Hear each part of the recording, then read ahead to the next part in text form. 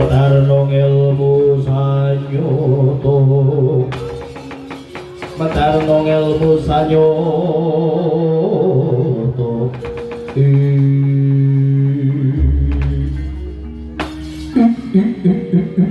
Lai dalawung tete manik kalulu jero manik rojo dewaku hawung awilahe.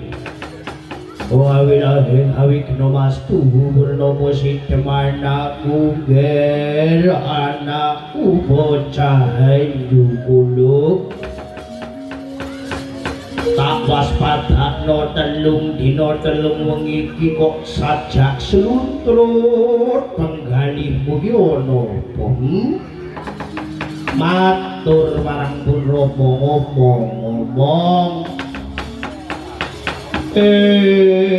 ramamu iki dadi kelagapan penggalih kelagapan pikir lah kok duwe anak mung siji pegaweane mung slantrat sluntrut kaya mangkono nek awan ora doyan mangan wengi ora tau turu karepe kepriwe apa sing kok penggaliake diaturake kula aja mung menang-meneng wae bingung wong tuwa ki bingung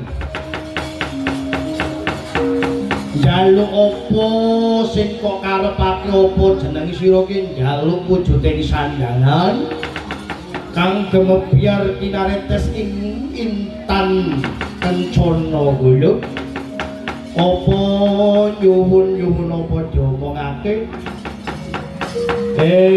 supaya ramamu ki ora gelagapan atine kula anakku ngger katamsi kula diaturake ya yang susu ati ngeneko memayu ngono jiwa lingsun makayu ngono jiwa lingsun Kanjeng Rama diwaji jiwa kemudian kula lah ngomong kaya gue dadi ramamu ora gelagapan ramamu ora bingung diomongake apa kang dadi kekarepane yo yang suku iki Kanjeng Rama diwaji jiwa kemudian kula kejatosipun kula menika sawet bingung kan dadi penggalihipun lho bingung neng opo bingung keneng opo Ger awit kula menika nyumpun tapi sing penting dalu kakuku Kanjeng Rama diwaji oh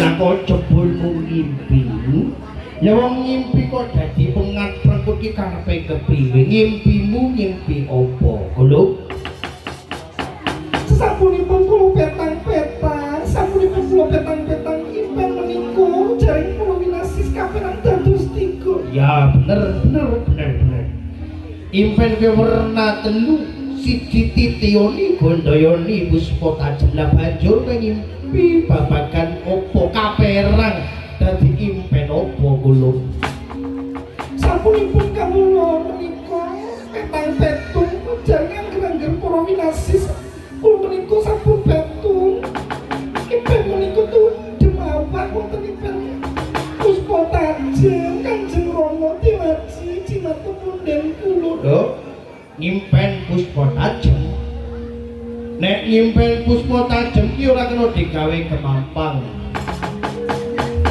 Ujaring para pinter, ujaring para winasis, puspa tajem mono bakal ono kang dadi kelakone. Lah banjur kowe ngimpi apa kula? Kula menika nyimpen nyumpul dipun gigit sampur Kanjeng Rama. Nada dicokot tunduk kula. Nuwun inggih dipun gigit sampur sapunipun sampur menika kula kipataken sampur menika dados wujuding satriya ingkang bagus tanpa cacat. Kekasih Raden Arjuna kula kepriwe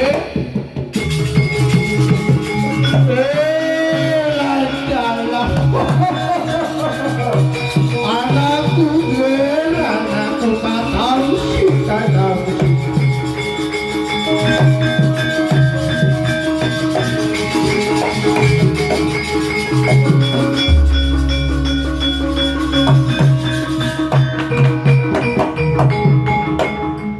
Kaget ramamu kaget lah sing rembug pun romo ki wis nyekel apa kang dadi kekarepanmu.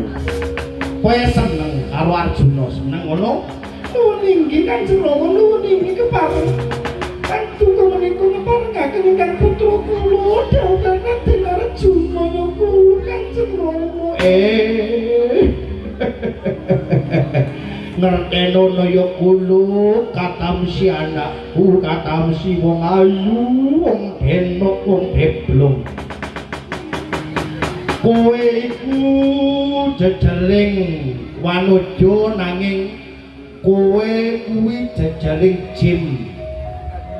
Denowo senajan to rupamu ayu sulis jaling warni ana paribasan